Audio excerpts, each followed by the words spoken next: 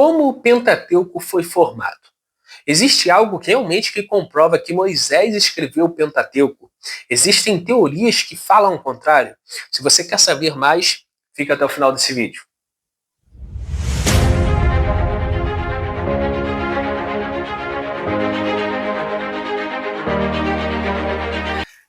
Fala galera, eu sou o Igor e hoje nós vamos falar um pouco mais aqui sobre o Pentateuco, continuando falando sobre a sua historicidade e formação. E hoje o vídeo está num formato um pouco diferente. Se você quer receber esse conteúdo, quer aprender a se aprofundar junto com a gente, fica até o final desse vídeo que hoje o conteúdo está imperdível. Olá meu amigo, minha amiga, você já me conhece, né? Eu estou aqui para falar agora sobre a composição e a formação do Pentateuco. E não sai do vídeo, esse vídeo está num formato diferente, porque eu preparei uns slides para ficar um conteúdo top, você conseguir anotar. Se quiser dar pausa, tira print dos slides para você conseguir acompanhar esse conteúdo aí.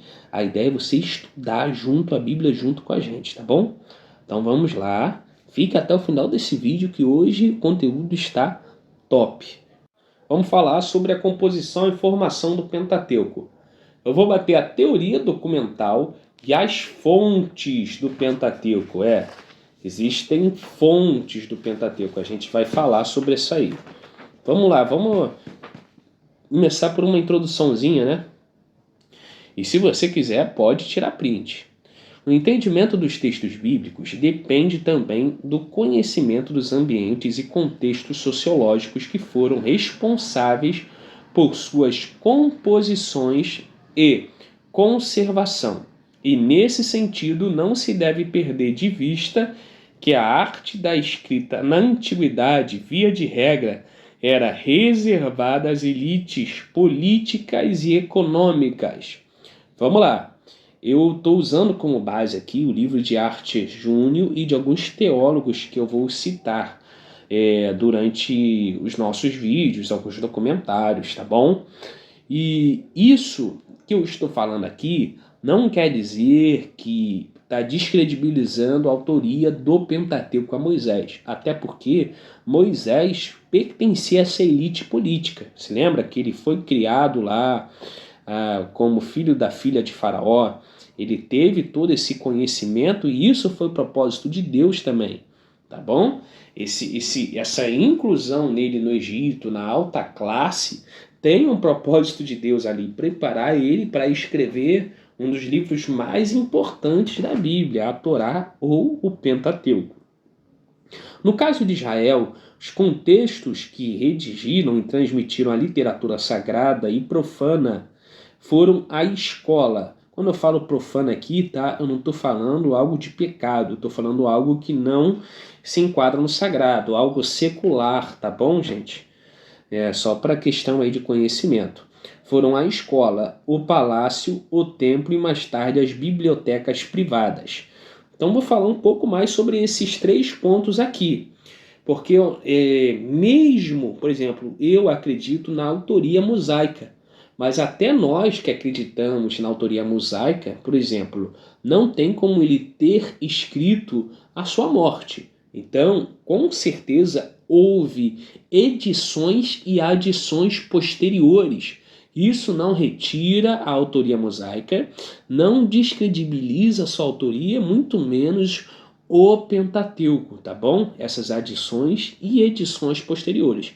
É claro que tem gente que por causa disso acredita que foram escritos diversas fontes e tal, nós vamos até bater sobre isso, mas eu já estou dando uma opinião, não acredito nisso. Alguns teólogos, como por exemplo Arte Júnior, e seu livro Merece Confiança no Antigo Testamento, também ele defende isso na autoria mosaica, e é possível, com certeza teve outras edições, porém não quer dizer que descredibiliza a autoria mosaica, tá bom?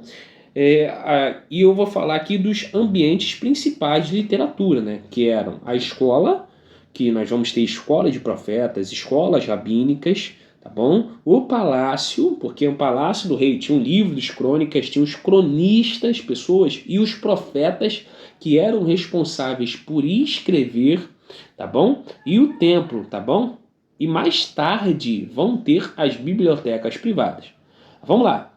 A escola, nenhuma sociedade pode sobreviver sem um conjunto fundamental de textos e tradições normativas. A Torá, além de conter leis que regem a vida do judeu, contém uma cosmologia, uma antropologia, uma zoologia e uma geografia de pretensões universais, constituindo toda uma visão de mundo. Então, é claro, existem pessoas que acreditam que isso aí foram adições posteriores, outros acreditam que não, mas eu quero que vocês entendam que essa ênfase nisso, as escolas elas vão dar as ênfases nisso, nesse ensino, tá bom? Da Torá, e isso vai ser até um fator preservador. Muitas escolas elas vão criar os escribas, a ordem dos escribas, que vai ser um fator preservador da Torá durante o decorrer do tempo. Assim sendo, supõe-se que o cânon educativo precede o cânon bíblico. Após a destruição do segundo templo, gente, o cânon educativo precede o cânon bíblico, e eu falo nisso aqui na cânon bíblico por completo, tá? Não quer dizer que a Torá só foi escrita ou composta após isso. Bom, então, o cânon por completo. Vamos lá. Após a destruição do segundo templo, 70 d.C., os textos que constituíam a base da escola do Templo de Jerusalém se tornaram canônicos para o judaísmo. A escola do templo foi, portanto, a ligação institucional que uniu todos os livros do Antigo Testamento. Próximo ponto, gente, o palácio. Existem vários exemplos de trechos bíblicos que o ambiente palaciano, tendo como base a figura do rei, já que contam os anos a partir dos anos de reinado, ou falam dos anais dos reis de Israel. Quer ver um exemplo, gente, de profeta, quase que não sai do palácio? Isaías. Isaías era um profeta da corte, profeta do palácio, tá bom? Nós temos Samuel, nós temos profeta Natã, entendeu? Então, profetas que vão relatar os atos dos reis. E com isso, eles vão enfatizar, eles vão preservar a lei por causa de quê? Por causa do papel de legislador e do status quo. Então, o rei, se lembra lá da figura de Salomão julgando? Por ele julgar, ele tinha que dominar a lei, ele tinha que saber a lei de cor. Como nós já falamos, nem todos tinham acesso à escrita. Só as pessoas que vão ter acesso à Torá escrita são da escola de profeta, do palácio e do templo. Então, as pessoas tinham acesso à Torá oral, mas o rei e as pessoas do palácio tinham acesso à Torá escrita. Não se deve negar, no entanto, que códigos de lei não são artificiais e nem totalmente impostos de cima. Muitas das vezes se originam a partir de códigos de costume. Por exemplo, até das tradições que Jesus cita são tradições humanas, e é possível que algumas das leis mosaicas tenham, por exemplo, influência do Código de Hammurabi, entendeu? Então é possível. Mas vamos lá. O templo. No templo cultivava-se o saber necessário ao exercício do sacerdócio. Os relatos sobre os deuses não transmitiam somente os saberes sobre os deuses, mas também as normas do culto a ser celebrado no próprio templo. No Pentateuco, tinha diversas restrições sobre o culto, por isso essa importância. Além dos mitos, e quando eu falo mito aqui, eu não estou falando negativamente, Estou falando das histórias narrativas da Bíblia, não que seja uma mentira, tá bom? Mas vamos continuar. O contexto sacerdotal transmitia os ritos, os calendários ritualísticos e as liturgias. E, de maneira semelhante aos palácios, o templo era também responsável pela transmissão de textos proféticos. As primeiras bibliotecas privadas. O judaísmo sobrevive no exílio sem templo e sem palácio. A escola que servia ao palácio também se enfraquece. Então, com isso, vai acabar a escola de profetas, tá bom? A posse de livros e de letramento se dá necessariamente fora desses ambientes e pressupõe provavelmente a existência de bibliotecas. Inclusive, nós temos o exemplo de qual? De Alexandria, a qual nesse período vai surgir o que? A Septuaginta, nesse período, por causa das bibliotecas, tá bom? Só te contextualizando aí. Exemplos como Jeremias 36 e 45 demonstram essa realidade.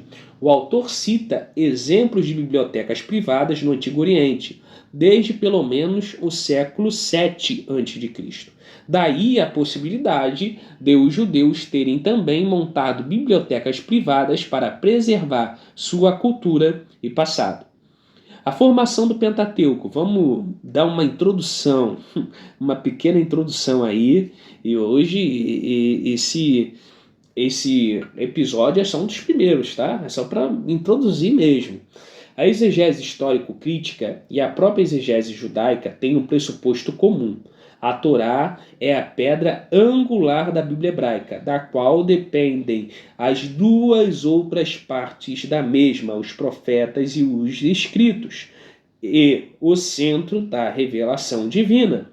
Então a Torá é a base, a Torá é o que sustenta a Tanar, tá bom? É a base da Bíblia, do cânon judaico.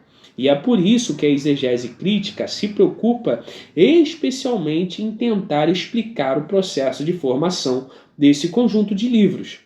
No século XIX, uma teoria propunha um modelo global para a formação da Torá uma teoria modelo de formação da Torá foi proposta. Mas com o tempo os estudiosos começaram a revisar essa teoria. E aí vão começar a surgir alguns debates sobre a autoria mosaica. E é o próximo tópico aqui que a gente vai bater, sobre a autoria da formação do Pentateuco. No seu conjunto, a Torá é um conjunto de livros de autoria anônima. Alguns trechos legislativos são atribuídos a Moisés. E isso acabou fazendo com que as tradições judaicas e cristãs acabassem atribuindo a autoria da Torá inteira a ele. Isso aí, pode ir lá pesquisar, Fílon de Alexandria fala isso. Não quer dizer, gente, que eu estou falando aqui, como eu já falei, eu acredito na autoria mosaica.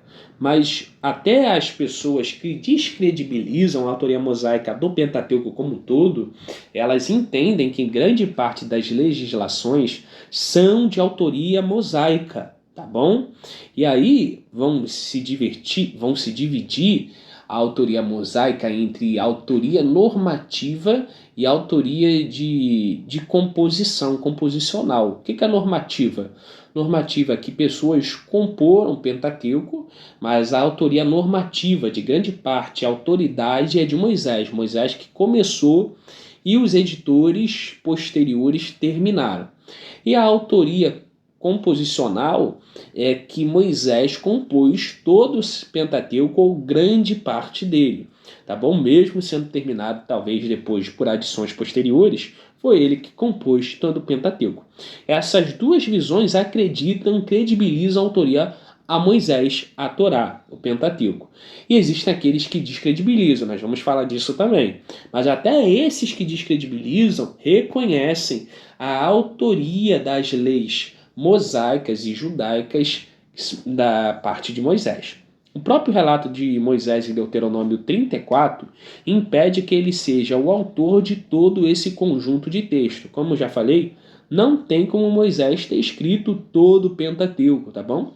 Isso, como eu já falei, não descredibiliza a sua autoria, tá bom? É como existem muitos livros aí que autores começam e não conseguem terminar. Um exemplo é a tradução da Bíblia de João Ferreira de Almeida. João Ferreira não terminou. As pessoas terminaram, os alunos dele e amigos terminaram a tradução para ele, mas o nome leva tradução Ferreira de Almeida. É uma tradução a tradução é de autoria dele, mas ele não chegou a terminar, tá bom? No século XVII, Spinoza foi o primeiro a sugerir uma autoria bastante tardia, na época de Esdras, que tentava dar uma identidade ao povo judeu. Eu, pessoalmente, não concordo com isso, tá? mas eu acredito que Esdras foi um possível editor da Torá também. As 4 fontes da teoria documental. Isso aqui é a primeira teoria que descredibiliza a autoria do Pentateuco, tá?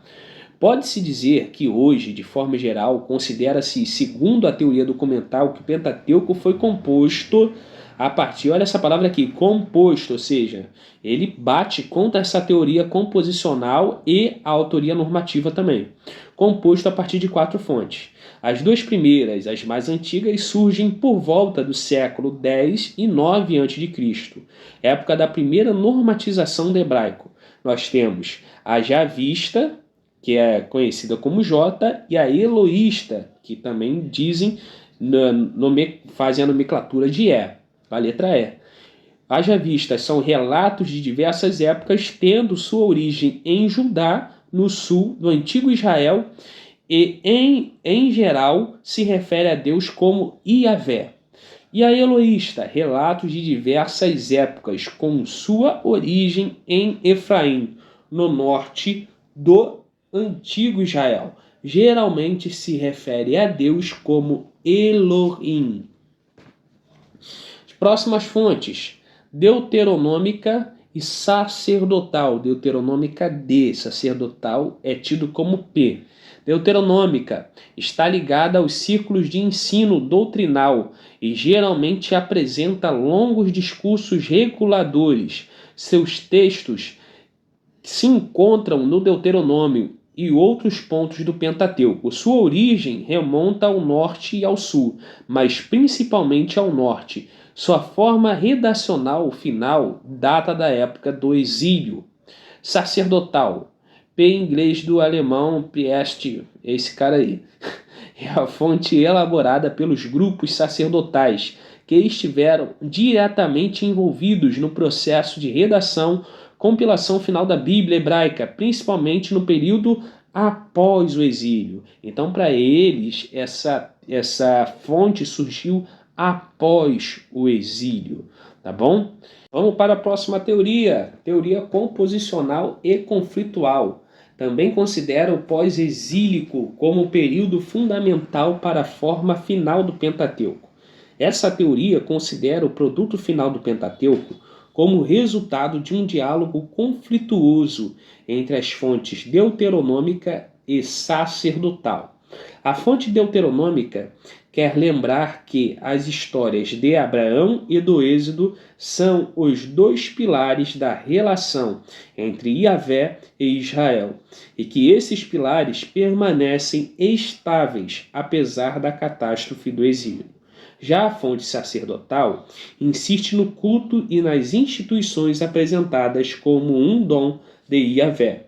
A teoria cita outros exemplos de diálogos entre as 2 fontes.